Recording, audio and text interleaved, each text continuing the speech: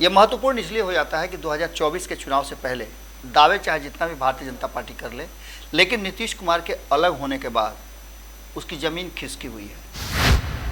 Syllabus में कोई प्रश्न आप देखिए अगर सिलेबस से बाहर आता है तो या तो उसे सिलेबस से बाहर कर दिया जाता है या उस पर अंक दे दिया जाता है, कॉमन अंक दे दिया जाता है।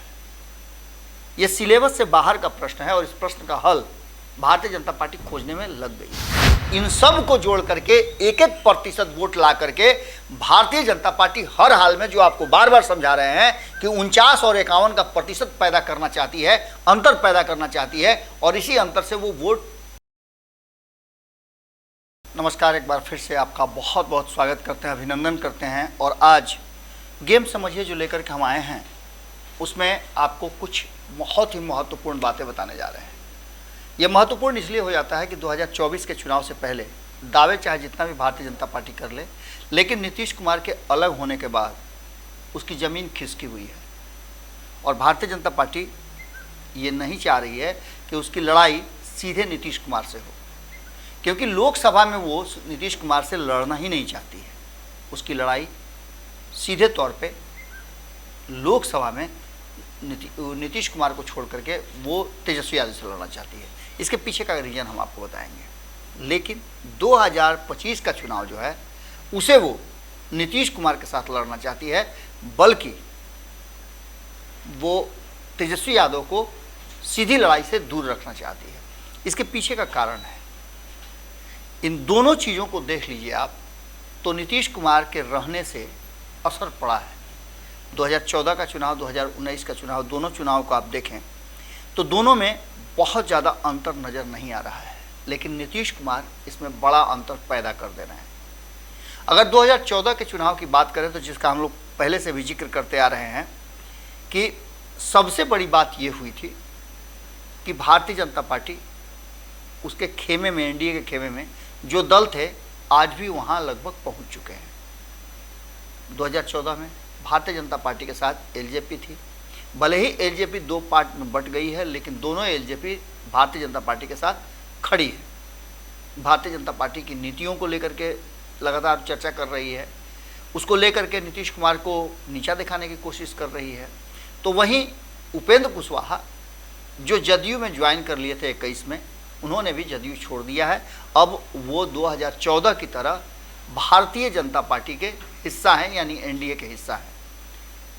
तो बचते अब दो लोग हैं जो उस समय सपोर्ट कर रहे थे एनडीए का, जिसमें जीतन राम मांझी 2014 में भारतीय जनता पार्टी के साथ एनडीए के साथ चुनाव लड़े थे। तो वहीं मुकेश सहनी ने बाहर से सपोर्ट किया था, उस समय वो पार्टी नहीं बनाए थे। ये पूरी टीम जो है एक साथ थी और नीतीश कुमार अलग थे। महागठबंधन का एक अलग हिस्सा था और नीतीश कुमार अपना एक गठबंधन बना करके अलग चुनाव लड़े थे। अंतर यही पैदा होता है। तब भारतीय जनता पार्टी को 31 सीटें मिली थी, एनडीए सहित अपने 22 और बाकी के साथियों को 6 और 3।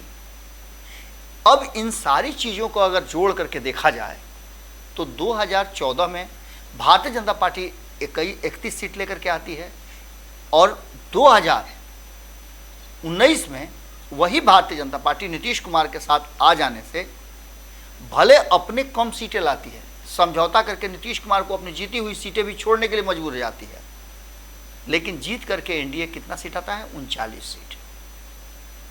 इसका मतलब नीतीश कुमार असर पैदा करते हैं। अब भारतीय जनता पार्टी को 2024 की लड़ाई लड़नी है और इस लड़ाई को जीतना भी है, जैसा कि दावा भारतीय जनता पार्टी कर रही है कि हर हाल में 2024 उसे जीतना है और थोड़ा सा सिर्फ उसे श्रम करने की जरूरत है, बाकी सब स्ट्रक्चर बना हुआ है।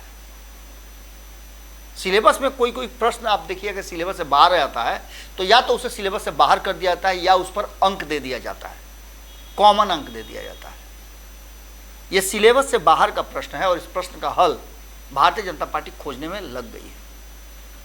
सबसे पहले तो नीतीश कुमार के साथ रहने और अलग रहने से क्या अंतर पड़ रहा है।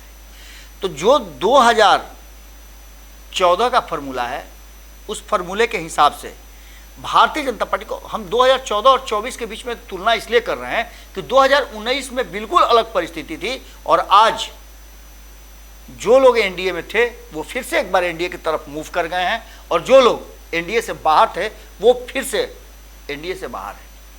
नीतीश कुमार के बाहर आने के बाद एक नया समीकरण गढ़ा गया है। तब भारतीय जनता पार्टी को 29.40% वोट मिला था अपने लिए, यानी भाजपा को मिला था जो वोट वो था 29.40%। तो वहीं एलजेपी को 6.40% वोट मिला था। तो आरएलएसपी को 3% वोट आए थे। ये कुल मिलाकर के 38-39% होते हैं, और 39% बिहार में वोट आने के बाद 31 सीटें आई, और साथ में केंद्र में उसकी सरकार भी बनी। 2019 में आपको पता है क्या हुआ था। नीतीश कुमार सरकार का हिस्सा नहीं थे, लेकिन जीत करके करीब 2019 में 42 से 45% के बीच, 42 से 43% के बीच में वोट आए थे। 45% भी पार नहीं किया था, और तब भारतीय जनता पार्टी 39 सीटें यानी 17, 16 और 6 सीटें जीत करके आई थी। 2024 में स्थितियां बिल्कुल 2024 जैसी हैं, यानी कि जो ये वोट आए थे लगभग 39%, इससे सरकार बन गई थी, लेकिन विपक्ष को उससे ज़्यादा वोट आया था। विपक्ष ने 43-44% वोट लाया था, जिसमें आरजेडी अलग चुनाव लड़ी थी, उसे 20%, उसके साथ कांग्रेस लड़ी थी, उसे 8.40%, यानी 29% के आसपास जितना भारतीय जनता पार्टी को आया था। लेकिन अंतर कहाँ पैदा हुआ? तो अंतर हो गया 15.80%। जो नीतीश कुमार को वोट आए वो वोट अंतर डालते हैं। अब लगभग 16% नीतीश कुमार को वोट आते हैं, और इसमें देखा जाए तो 10% से भी कम वोट भारतीय जनता पार्टी के अलावे एनडीए के जो साथी थे उनको वोट आते हैं। इसका सीधा मतलब आप समझ गए कि ये अंतर पैदा होगा तो भारतीय जनता पार्टी को डरना चाहिए। अब भारतीय जनता पार्टी की जो वोटों का आंकड़ा हमने आपको बता दिया वो तो आपको समझ में आ गया, लेकिन उन बातों को अगर देखा जाए तो 5 ऐसे पॉइंट हैं जिस पर भारतीय जनता पार्टी काफ़ी डरी हुई। भारतीय जनता पार्टी एक तरफ जहां नीतीश कुमार और तेजस्वी यादव के रिश्ते में जो बेहतरी आ गई है उसको लेकर के डरी हुई है, और भारतीय जनता पार्टी कहीं ना कहीं उसका काट खोजने में लगी हुई है। एक तरफ जहां नीतीश कुमार और तेजस्वी यादव के साथ आने से पूरा का पूरा मामला बिल्कुल अलग हो गया है, और इस मामले में भारतीय जनता पार्टी को हर हाल में कहीं ना कहीं इनके संबंधों को तोड़ना पड़ेगा, या तोड़ने के लिए कोई रास्ता निकालना पड़ेगा, उसके बाद ही ये सब कुछ संभव हो सकता है। तो वहीं दूसरी तरफ आप देख लें कि नीतीश कुमार और तेजस्वी यादव का जो वोट बैंक है वो वोट बैंक 2014 में भी ज़्यादा था, और ये वोट बैंक 2019 में भी ज़्यादा था। तो ऐसी स्थिति में भारतीय जनता पार्टी को करना क्या होगा कि उस वोट बैंक को मैच करना होगा। उसके लिए क्या करना होगा? तो जो वोट बैंक है उसमें सेंधमारी करनी होगी, और भारतीय जनता पार्टी उसमें सेंधमारी करने का जुगाड़ लगा चुकी है। कुशवाहा का वोट जो 7 से 8% है उसे लेकर के अपने पाले में लाने के लिए उसने 2 कुशवाहा को जिम्मेवारी दी है। एक तरफ जहां सम्राट चौधरी को उसने बिहार का मुखिया बना दिया है, कमान हाथ में दे दिया है, और लगाम ऐसा दिया है कि वो बेलगाम हो गए हैं। लगातार उनका हमला और उनके हमले करने का जो तासीर है उसे देख करके आप अंदाजा लगा सकते हैं कि वो कितना एग्रेसिव हैं, उनके जवाब किस ढंग से आते हैं। हालांकि एग्रेसिव हैं इसीलिए उनको बिहार का मुखिया भी बनाया गया है। तो वहीं उपेंद्र कुशवाहा को कुशवाहा वोट बैंक, जो कि कुशवाहा के बड़े नेताओं में गिने जाते हैं, उनको दी गई है जिम्मेवारी।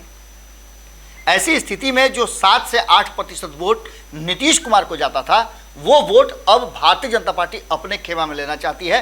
तो इसका असर जो 2014 में आया था, जो भारतीय जनता पार्टी को 39% वोट मिले थे, इन वोटों को अपने तरफ शिफ्ट करा करके इसमें 2-3% का वृद्धि करना चाहती है।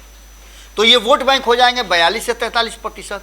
इसके अलावे कुर्मी का वोट जो है उसे भी साधने के लिए उसने आरसीपी सिंह को लाया, और आरसीपी सिंह कितना वोट ट्रांसफर कर पाएंगे? 3-4% जो कुर्मी का वोट है उसमें से अगर 0.5% भी कर पाते हैं तो बहुत बड़ी बात होगी, और ये वोट नीतीश कुमार का कटेगा। और नीतीश कुमार ने जो 2014 में 15-16% वोट लाया था, उसमें से कमी होगी जो कि भारतीय जनता पार्टी को ऐड करेगी। इसके साथ साथ MOI समीकरण का जो वोट है, पासमानदा वगैरह जो हैं, उनको लेकर के भी भारतीय जनता पार्टी बहुत ज़बरदस्त प्लानिंग बना रही है। कई अल्पसंख्यक समाज के जो नेता हैं उनको बिहार में भेज रही है। शाहनवाज हुसैन उसके सबसे बड़े सबूत हैं। और इसके साथ साथ सीमांचल के क्षेत्रों में आपने देखा होगा कि भारतीय जनता पार्टी जमीन स्तर तक गांव-गांव घूम करके प्रधानमंत्री की योजनाएं और इन समाज को यह समझाने में लगी हुई है कि आपको आपका हक मारने के लिए बाहर से लोग आ रहे हैं।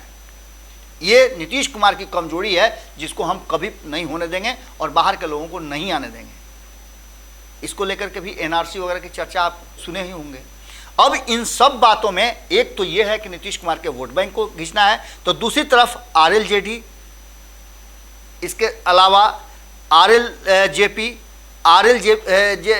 LJPR, इसके बाद AJPR, BJPP, यानी कि जो उपेंद्र कुशवाहा की RLJD है वो, जो पशुपति कुमार पारस की RLJP है वो, और जो चिराग पासवान की LJPR है वो, इसके साथ साथ विद्यापति चंद्रवंशी की AJPR है, पृथ्वी माली की BJPP है, VIP को इसमें जोड़ लीजिए, इसके साथ साथ हिंदुस्तानी आवाम पार्टी को जोड़ लीजिए।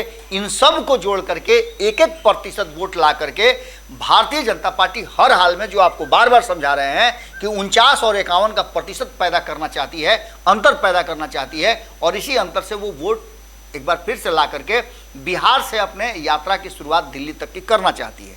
लेकिन इन सारी बातों को लेकर के, नीतीश कुमार के कानून व्यवस्था को लेकर के, नीतीश कुमार की शराबबंदी में जहरीली शराब से मरने को लेकर के, खास करके कालाबाजारी को हो रही है उसको लेकर के, यहाँ तक कि पलायन को लेकर के लगातार चर्चा हो रही है, रोजगार नहीं है उसको लेकर के चर्चा हो रही है, और ये सब कारण भारतीय जनता पार्टी पैदा करके अंतर पैदा करना चाहती है। तो वहीं आपको बता दें कि इन सब मुद्दे पर जो OBC का वोट है उस वोट पर अपना हिस्सेदारी लेना चाहते हैं। लेकिन सबसे बड़ा जो अंतिम पॉइंट आपको बताने जा रहे हैं, जो 5वां पॉइंट है, वो ये है कि मुकेश सहनी और ओवैसी, ये दो ऐसे फैक्टर हैं जो बिहार में महागठबंधन को अगर पूरी ताकत से लड़ गए, चाहे जिस खेमा में रहें या न रहें, तो अंतर पैदा कर देंगे। अगर मुकेश सहनी उस तरफ शिफ्ट कर जाते हैं भारतीय जनता पार्टी की तरफ, तब भी उनके जो 6-7% वोट हैं वो शिफ्ट करेंगे, क्योंकि अपने जातियों का वोट ट्रांसफ़र कराने के लिए वो जाने जाते हैं। तो दूसरी तरफ अगर ओवैसी बिहार में 25 से 30 सीटों पर भी चुनाव लड़ते हैं, या फिर सीमांचल और मिथिलांचल के क्षेत्रों में करीब 7-8 जगहों पर चुनाव लड़ते हैं, तो आप मान के चलिए कि वो मुस्लिम समाज का वोट काटेंगे, और ये वोट कहाँ से जाएगा आप अच्छी तरह जानते हैं।